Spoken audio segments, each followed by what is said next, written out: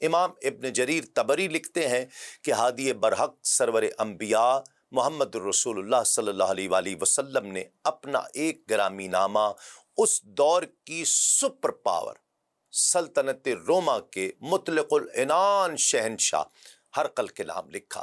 یہ گرامی نامہ لے جانے کے لیے حضور نبی کریم صلی اللہ علیہ وآلہ وسلم کی نظر انتخاب حضرت داہیہ بن خلیفہ الکلبی رضی اللہ تعالی عنہ پر پڑی، جو اپنے حسن و جمال اور تدبیر کے باعث اپنے ہم اثروں میں ایک امتیازی شان کے مالک تھے۔ حضرت شیخ عبدالحق محدث دہلوی رحمۃ اللہ علیہ کی تصنیف مدارج النبوہ میں یہ موجود ہے کہ نبی کریم صلی اللہ علیہ وآلہ وسلم نے حضرت داہیہ کلبی کو جب گرامی نامہ دے کر بھیجا تو یہ ہدایت فرمائی کہ وہ پہلے بصرہ کے حاکم حارث بن امی شمر کے پاس جائیں اور وہ ان کے ساتھ اپنا کوئی خاص آدمی بھیجے گا، اس طرح وہ بآسانی قیصر کے دربار تک رسائی حاصل کر سکیں گے۔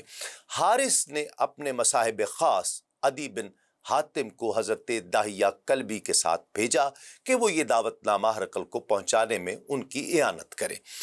ہرقل نے ان دنوں بیت المقدس وہ آیا ہوا تھا تاکہ جو نظر اس نے مانی تھی وہ پوری کر سکے۔ تفصیل اس طرح ہے کہ ایران کے کسریٰ خسرو پرویز نے کچھ عرصہ قبل مملکت روم پر حملہ کر کے اس کے کئی زرخیز صوبے ان سے چھین لیے تھے اور بیت المقدس کو تاخت و تاراج کرنے کے بعد وہاں سے ان کی مقدس صلیب بھی چھین کر لے گیا تھا۔ ہرقل نے جب مملکت روما کی زمام اقتدار سنبھالی اور اپنے مفتوحہ علاقوں کو ایرانیوں سے واپس لینے کے لیے کمر ہمت باندھی تو اس وقت اس نے یہ نظر مانی کہ اگر اللہ نے اسے ایرانیوں پر فتح عطا فرمائی تو وہ ننگے پاؤں پیادہ قسطنطنیہ سے بیت المقدس جائے گا، وہاں مسجد اقصیٰ کی زیارت اور وہاں عبادت کرے گا۔ خوش قسمتی سے اللہ نے اسے فتح عطا فرمائی، اس نے کسریٰ سے اپنے سارے علاقے بھی واپس لے لیے اور مقدس صلیب بھی واپس لے لی۔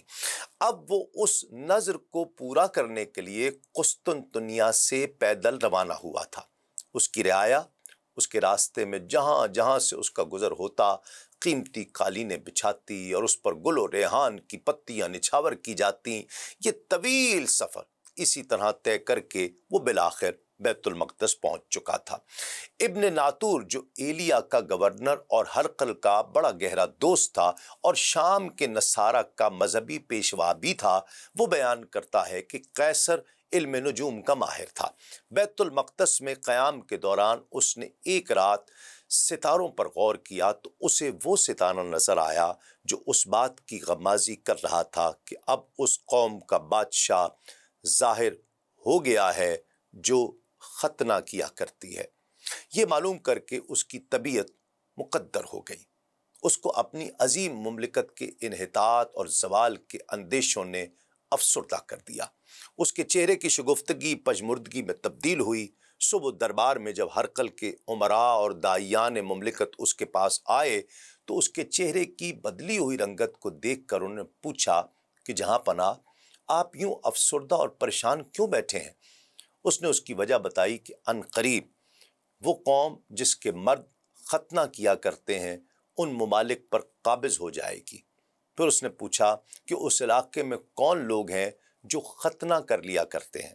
اسے بتایا گیا کہ یہاں تو صرف یہودیوں کے ہاں ختنے کا رواج ہے، لیکن ان کی تعداد تو بہت قلیل ہے، وہ کسی طرح آپ کے لیے خطرے کا باعث نہیں بن سکتے ہیں۔ اگر آپ چاہیں تو ان کے جو چند ہزار نفوس آپ کے ملک میں آباد ہیں ان کو تہہ تیگ کرنے کا حکم صادر کر کے ان کا صفایا بھی کر سکتے ہیں۔ اس طرح ان کی طرف سے خطرے کا امکان تک نہیں رہے گا۔ ناظرین کرام، یہ واقعہ کافی دلچسپ اور طویل ہے۔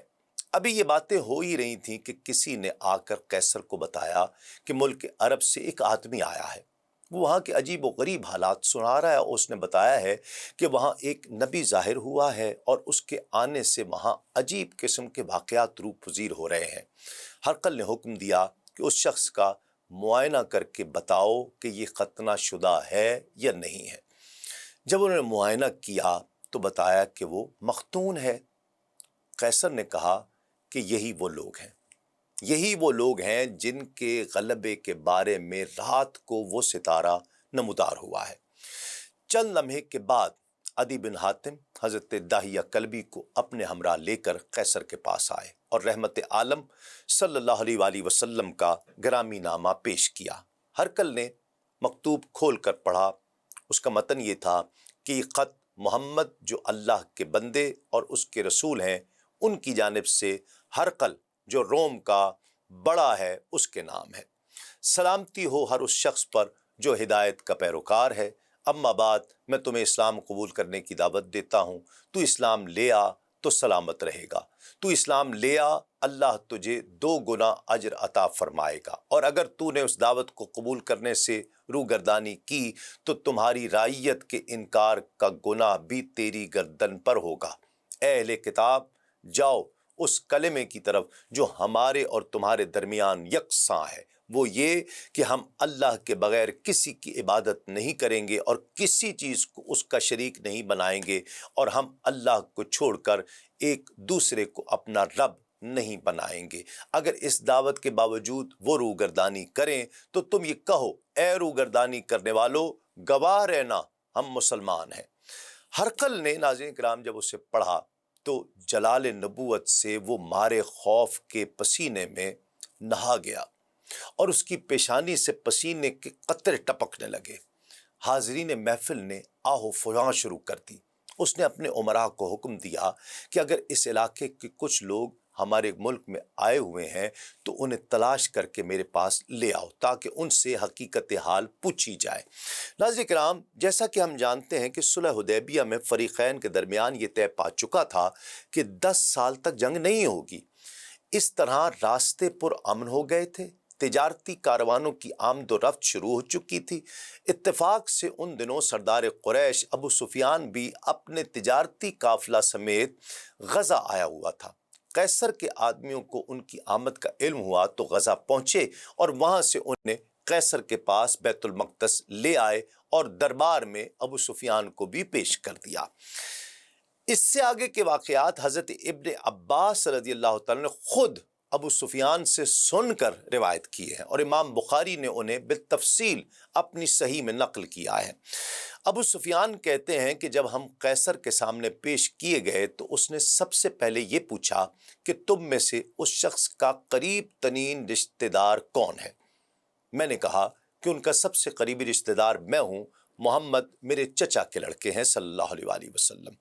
ہرقل نے مجھے اپنے سامنے سب سے آگے بیٹھنے کا حکم دیا اور میرے دوسرے ساتھیوں کو میرے پیچھے بٹھا دیا اور ترجمان کے ذریعے میرے ساتھیوں کو کہا کہ میں ابو سفیان سے اس شخص کے بارے میں چند سوالات پوچھوں گا۔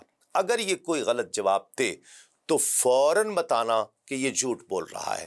ابو سفیان کہتے تھے کہ اگر مجھے یہ اندیشہ نہ ہوتا کہ لوگوں میں جھوٹا مشہور ہو جاؤں گا تو میں ان جوابات میں جھوٹ کی ملاوٹ ضرور کرتا، لیکن بادشاہ کی سزا کے خوف سے میں جھوٹ سے باز رہا۔